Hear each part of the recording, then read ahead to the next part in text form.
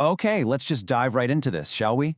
We are in the middle of a massive, fundamental shift in artificial intelligence. For the longest time, AI was all about text, all about language. But now it's starting to get something that looks a whole lot like senses, and that is changing absolutely everything.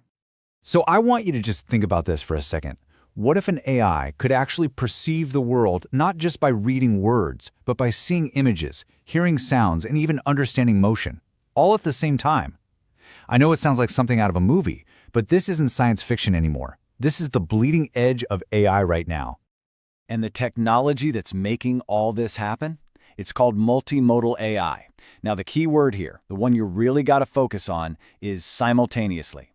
This isn't about having one AI for text and another for images. No, this is about one single unified model that weaves all these different data streams together to get a way richer, more complete picture of what's going on. And this isn't some tiny little experiment happening in a lab somewhere. The growth here is absolutely explosive. Gartner predicts that by 2027, almost 40% of all generative AI solutions are going to be multimodal. Now, to give you some perspective, back in 2023, that number was just 1%. That's not just growth, that's a tidal wave. So, what does this actually look like out there in the real world? Well, in healthcare, you can create a complete patient profile by analyzing x-rays, reading health records, and even listening to the sound of a patient's voice, all at once. Or how about manufacturing? An AI can literally listen to the hum of a machine, watch it with a camera, and check sensor data to say, hey, that thing's gonna break next Tuesday. And in robotics, this is the game changer. It's the difference between a robot that needs super precise code and one you can just tell, hey, grab that Red Bull over there and put it in the dishwasher. So we get what it is, and we definitely get why it's a big deal. But the real head-scratcher is how? How in the world do you teach a computer to combine sight and sound and language? How do you actually fuse all these different senses together? Okay, so the first method is called early fusion. And honestly, the best way to think about this is like you're making a smoothie. You take all your raw ingredients, the data from the images, the text, the audio, and you throw them all into a blender right at the very beginning. You mix it all up into one giant data set. And the process itself is actually pretty straightforward. First, you pull out all the key features from each type of data. Then, you basically just stitch them all together, that's the concatenation part, into one big, long data string.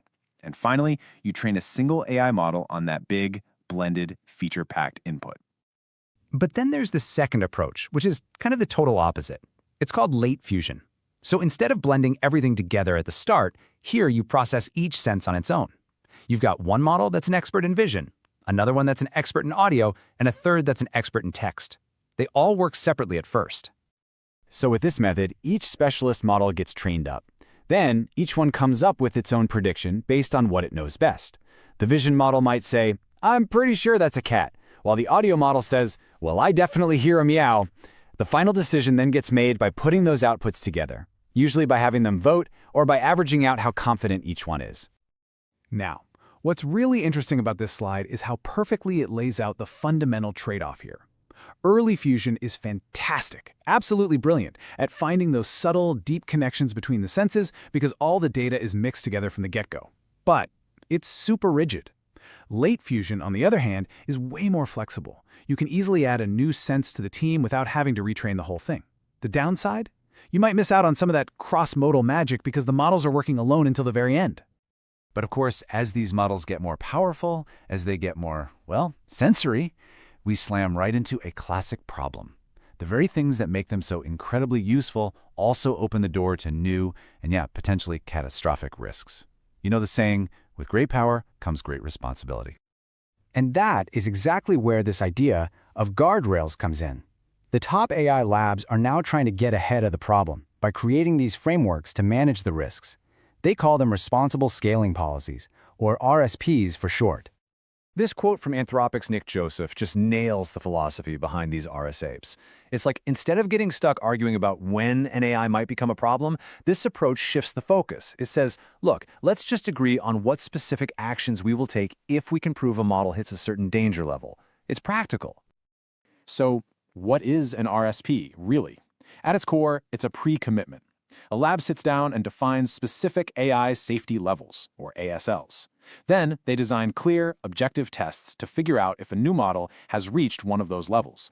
And here's the crucial part. They commit ahead of time to a specific set of safety measures that automatically kick in for each level.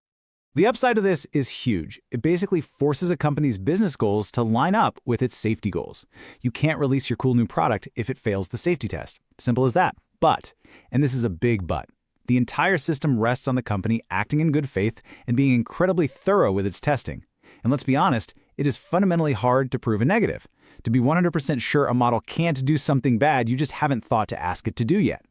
So you can see how the safety levels escalate. Today's models, they're at ASL 2, which means basic stuff like security checks and red teaming. But if a future model hits ASL 3, where it could, say, give a non-expert a serious leg up in designing a bioweapon, that's when the big red alarms go off. You're talking intense security, and maybe even halting the deployment altogether. And at ASL 4, where a model could maybe replicate itself on its own, well, then you're talking about security measures on par with what governments use to protect state secrets. All of this, it really forces us to ask an even bigger question. Why do we even need policies like this? It's because the growth of AI intelligence, well, it isn't random. It seems to follow predictable patterns, almost like laws of nature. Researchers have figured out something they call a unified scaling law. Now, putting it simply, a model's performance is pretty predictable based on just two main ingredients: N, which is the mountain of training data you feed it, and P, the number of parameters, which is basically the size of the model. This predictability is exactly why we can and why we absolutely must plan ahead for what's coming. And this brilliantly illustrates how giving AI more senses makes that whole recipe way more complicated. See, not all data is created equal when it comes to the cost of processing it. Text is relatively cheap. Adding images? That takes a lot more computer power. But adding video? Whoa. With all of its frames and motion, it is massively more expensive. So as we give our AIs more senses, the cost and the complexity of scaling them up safely just grows exponentially. Which kind of brings us to the final question, doesn't it? The technology to give AI these senses is moving at a truly incredible pace. But the ultimate challenge here isn't a technical one, it's a human one. As these systems start to see and hear more and more of our world, can we develop the foresight and, frankly, the wisdom to guide their growth in a responsible way?